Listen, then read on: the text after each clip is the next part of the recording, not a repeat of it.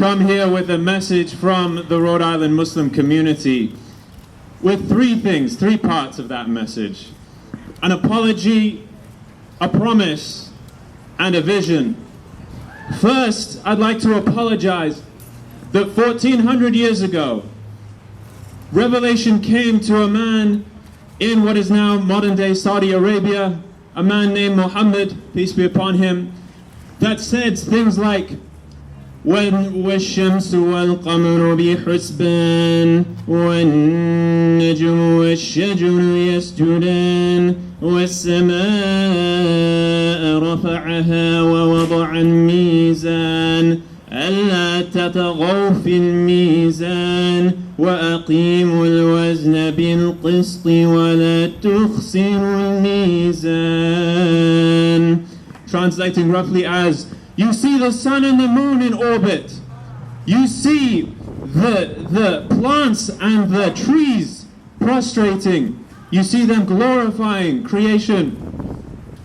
And we have set for you a balance. So don't push the balance and do things with justice, and do not be stingy in the balance.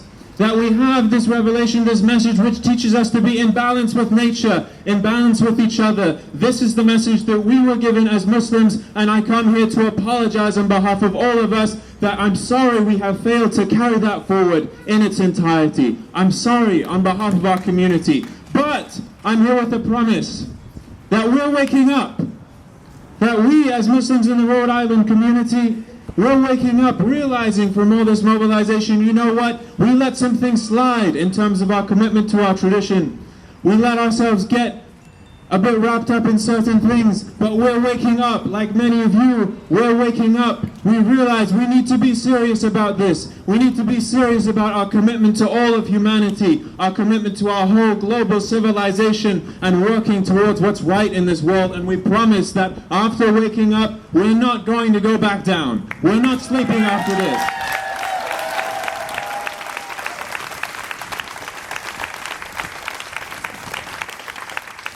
And so finally, what I bring too is a vision, regardless of our faith or lack of faith or spirituality, wherever we lie in this way, still there are traditions that we have as part of our global human civilization that provide inspiration for us.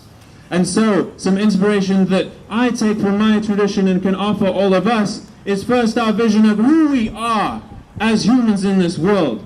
What is our nature? Our nature is in relationship to the rest of this world, in relationship to our environment. We are caretakers. We are not exploiters. We're not consumers. We are caretakers at our heart. That is who we are as humans.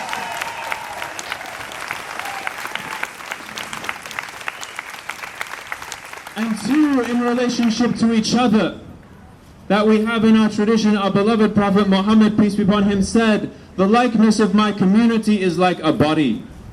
That when one of those parts of the body is hurt, is damaged, the whole body gets a fever. And so we know that these issues of climate justice, issues of justice and equality in general, these are affecting and hurting the underprivileged more than the people with privilege in this society.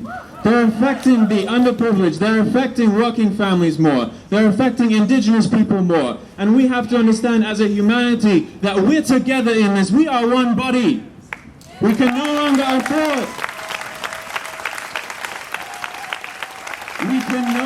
afford to see ourselves as separate from anyone else. Letting these barriers and those boundaries allow us to wall ourselves up if we have the ability, the money, the time to do so, to be a part in communities, go up on the hill, let the sea level rise, and not feel that we are connected together. We are one body, and we are caretakers of the world.